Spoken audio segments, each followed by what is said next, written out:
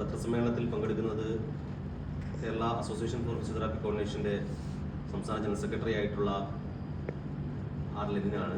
കൂടെ സംസ്ഥാന vice president ആയിട്ടുള്ള വിനോദ് കണ്ടള, അതോടൊപ്പം തിരുവനന്തപുരം ജില്ലാ സെക്രട്ടറി ആയിട്ടുള്ള റബിൻ എന്നിവരാണ് ഈ പത്രസമ്മേളനത്തിൽ പങ്കെടുക്കുന്നത്. ജൂലൈ 20-ന് അലൈഡ് ഹെൽത്ത് കെയർ കൗൺസിലിൻ്റെ തിരുവനന്തപുരത്തെ ഓഫീസിലേക്ക് KPCയുടെ ഫിസിയോതെറാപ്പിസ്റ്റുകളുടെ സംഘടനയായിട്ടുള്ള KPCയുടെ നേതൃത്വത്തിൽ പ്രതിഷേധ മാർച്ചും ധർണയും സംഘടിപ്പിക്കുകയാണ്. പ്രധാനമായിട്ട് നമ്മൾ ആവശ്യപ്പെടുന്നത് രജിസ്ട്രേഷൻ നടപടികൾ ആരംഭിക്കുക എന്നുള്ളതാണ്. ഏതൊരു ഫിസിയോതെറാപ്പിസ്റ്റിൻ്റെയും ചിരകാല അഭിലാഷമായിരുന്നു ഒരു രജിസ്ട്രേഷൻ ബോഡി ഉണ്ടാവുക എന്നുള്ളത്. അതിൻ്റെ ഭാഗമായിട്ട് നിരവധിയായിട്ടുള്ള നിയമ പോരാട്ടങ്ങളും അതോടൊപ്പം തന്നെ ഇടപെടലുകളുടെയും ഭാഗമായിട്ടാണ് 2021-ൽ ദേശീയ കമ്മീഷൻ അലൈഡ് ആൻഡ് ഹെൽത്ത് കെയറിൻ്റെ ഭാഗമായിട്ട് രൂപപ്പെടുന്നത്. അതിൻ്റെ ഭാഗമായി ഫിസിയോതെറാപ്പിസ്റ്റുകൾക്ക് രജിസ്റ്റർ ചെയ്യാനുള്ളൊരു സംവിധാനം ഉണ്ടാവുകയും ചെയ്തു. അത് കേരളത്തിലേക്ക് 2022-ൽ നടപ്പിലായി വരികയും അതിൻ്റെ ഭാഗമായിട്ടുള്ള കൗൺസിൽ രൂപീകൃതമാവുകയും ചെയ്തു. Kerala state allied and health care കൗൺസിലാണ് രൂപീകൃതമായിട്ടുള്ളത്. ഈ കൗൺസിലിൻ്റെ ചുമതലകളും ഈ കൗൺസിൽ നടത്തേണ്ടിയിരിക്കുന്ന കാര്യങ്ങളും ഒന്നും തന്നെ നാളിതുവരെയായിട്ട് അവർ ചെയ്യുവാൻ വേണ്ടിയിട്ട് തയ്യാറാകാത്തൊരു അവസ്ഥയാണുള്ളത്.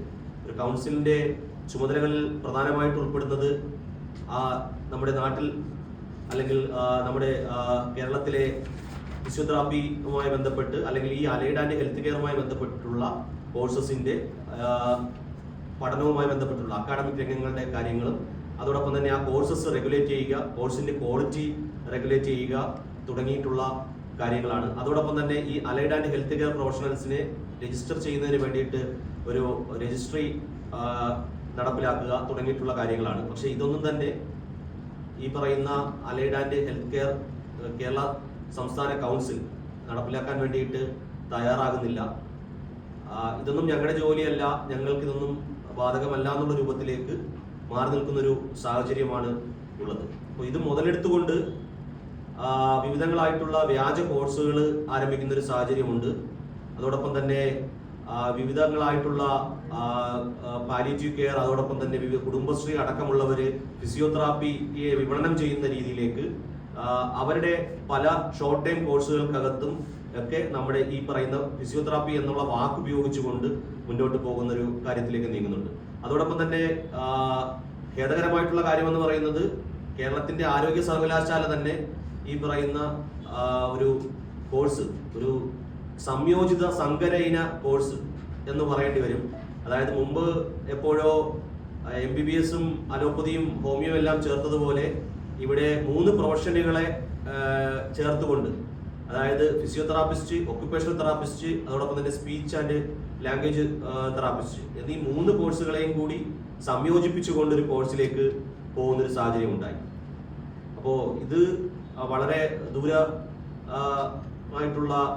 പ്രത്യാഘാതങ്ങളാണ് ഉണ്ടാക്കിയെടുക്കുന്നത്. അപ്പോൾ ഈ കോഴ്സ് നിർത്തണമെന്ന് ആവശ്യപ്പെട്ടുകൊണ്ട് ദേശീയ കൗൺസിൽ, ദേശീയ commission for allied and health കെയറിൽ നിന്നും കത്ത് ലഭിക്കുകയുണ്ടായി. കേരളത്തിലെ കൗൺസിലിൻ്റെ അടുത്ത് ആക്ട് ചെയ്യണമെന്ന് പറഞ്ഞിട്ട്. പക്ഷെ കേരളത്തിലെ കൗൺസിൽ യാതൊരുവിധ നടപടികളും എടുക്കാതെ ഇത് സർക്കാരിനെ അറിയിച്ചിട്ടുണ്ട് എന്ന് പറഞ്ഞ് ഉണ്ടാതിരിക്കുന്ന ഒരു സാഹചര്യത്തിലേക്കാണ് പോകുന്നത്. അതോടൊപ്പം തന്നെ നമ്മുടെ ദേശീയ കൗൺസിലിന് ശേഷം സംസ്ഥാന കൗൺസിൽ രൂപീകരിക്കുമ്പോൾ ഇവിടെ നിന്ന് പഠിച്ചിറങ്ങുന്നവർക്ക് പുറം രാജ്യങ്ങളിലേക്ക്, വിദേശ രാജ്യങ്ങളിലേക്ക് പോകുമ്പോൾ തീർച്ചയായും അവരുടെ രജിസ്ട്രേഷൻ ബോഡി ഇവിടെ നിലവിൽ വന്നു എന്നാണ് നമ്മുടെ വെബ്സൈറ്റുകൾക്കകത്തും അതോടൊപ്പം തന്നെ ഓൺലൈനിൽ എല്ലാം കാണാൻ വേണ്ടി കഴിയുന്നത്. അപ്പോൾ സ്വാഭാവികമായിട്ടും ആ ബോഡി രജിസ്ട്രേഷൻ നടപ്പിലാക്കാതെ ഇരിക്കുന്നു അതുകൊണ്ട് തന്നെ ഇവർക്ക് പുറത്തേക്ക് പോയി ജോലിക്ക് പ്രവേശിക്കാൻ വേണ്ടിയിട്ട് സാധിക്കാതെ വരുന്നു. ഡാറ്റ ഫ്ലോ അടക്കമുള്ള കാര്യങ്ങൾക്കകത്ത് വളരെ വലിയ ബുദ്ധിമുട്ടുകൾ ഉണ്ടാകുന്ന ഒരു സാഹചര്യമുണ്ട്. അപ്പോൾ ഈ വിഷയങ്ങളെല്ലാം ഏറ്റെടുത്തുകൊണ്ട് അതോടൊപ്പം തന്നെ ദേശീയ allied and health care commission അതിൻ്റെ അകത്ത് പറഞ്ഞിരിക്കുന്നത് ഫിസിയോതെറാപ്പിസ്റ്റിന് ഇൻഡിപെൻഡന്റ് ആയിട്ട് പ്രാക്ടീസ് ചെയ്യാനായിട്ടുള്ള അനുവാദം നൽകിക്കൊണ്ടാണ് ഇതിനകത്ത് പറഞ്ഞിട്ടുള്ളത്, ആക്ടിനകത്ത് പറഞ്ഞിട്ടുള്ളത്. അപ്പോൾ അത് നമ്മുടെ കേരളത്തിൽ നടപ്പിലാക്കുവാൻ വേണ്ടിയിട്ട് സാധ്യമാകണം. ബാച്ചിലർ ബിരുദമുള്ള ഒരാൾക്ക് മാത്രമേ ഫിസിയോതെറാപ്പി പഠിച്ചിട്ട് ഫിസിയോതെറാപ്പി പ്രാക്ടീസ് ചെയ്യാൻ വേണ്ടിയിട്ട് ഇന്ത്യയിലെ നിയമ സംവിധാനം അനുവദിക്കുന്നുള്ളൂ. അപ്പോൾ അതും ഈ പറയുന്ന കേരളത്തിൽ നടപ്പിലാക്കേണ്ടത് ഈ സ്റ്റേറ്റ് കൗൺസിലാണ്. അപ്പോൾ സ്റ്റേറ്റ് കൗൺസിൽ നിർജ്ജീവമായി കൊണ്ട് മുന്നോട്ട് പോയി കഴിഞ്ഞാൽ ഈ പറയുന്ന ഒരു കാര്യങ്ങളും തന്നെ നടക്കാത്ത ഒരു അവസ്ഥയിലേക്ക് വരും. അവർക്ക് അവരുടെ അവർ ചെയ്യേണ്ട ചുമതലകൾ എന്താണ് എന്ന് മനസ്സിലാക്കാതെ പോകുന്നൊരു അവസ്ഥയിലേക്കാണ് കാര്യങ്ങൾ നീങ്ങിക്കൊണ്ടിരിക്കുന്നത്. ഇതിനെതിരെയാണ് കേരളത്തിലെ ബിരുദധാരികളായ ഫിസിയോതെറാപ്പിസ്റ്റുകളുടെ സംഘടനയായിട്ടുള്ള Kerala association for physiotherapy coordination July 20 തിരുവനന്തപുരത്ത് മെഡിക്കൽ കോളേജിന്റെ അടുത്ത് പാരാമെഡിക്കൽ കൗൺസിലിന്റെ ഓഫീസിന് അടുത്തായിട്ടുള്ള ഓഫീസിൽ പ്രവർത്തിക്കുന്ന ഈ പറയുന്ന Kerala health and allied and health care കൗൺസിലിലേക്ക് മാർച്ച് സംഘടിപ്പിക്കുന്നത്.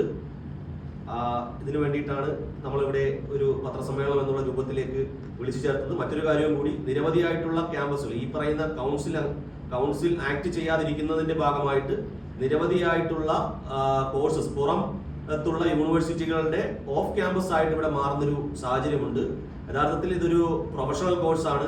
ആശുപത്രിയുടെ പ്രാക്ടീസും അതോടൊപ്പം തന്നെ യൂണിവേഴ്സിറ്റി നിഷ്കർഷിച്ചിട്ടുള്ള എല്ലാവിധ മാനദണ്ഡങ്ങളും വെച്ചുകൊണ്ട് വേണം ഈ കോഴ്സ് നടപ്പിലാക്കാൻ.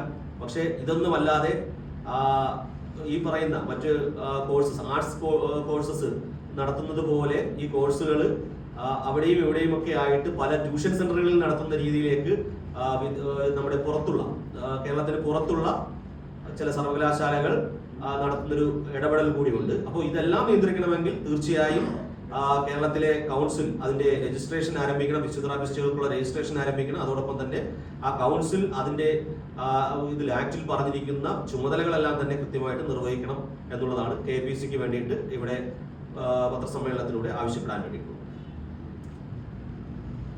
എന്തെങ്കിലും